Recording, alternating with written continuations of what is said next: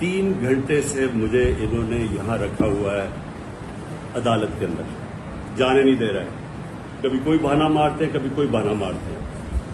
मैं आज सारी कौम को कह रहा हूं कि अदालत ने मुझे हर जगह बेल दे दी है, मेरे ऊपर अब कोई केस नहीं है, मैं आज़ाद हूं। उसके बावजूद इन्होंने मुझे यहाँ किडनैप किया हुआ है, ज़बरदस्ती रखा हुआ है। मैं सारी कौम को आज ये बताना चाहता हूं कि इनकी बदनीयती है, ये फिर से कुछ करना चाहते हैं। सारी कौम तैयार हो जाए कि एक जब अदालतों के फैसले नहीं माने जा रहे, जिस मुल्क के अंदर कानून की हैसियत ही खत्म हो गई है, तो अवाम को पुरअमन एहतजाज करना चाहिए।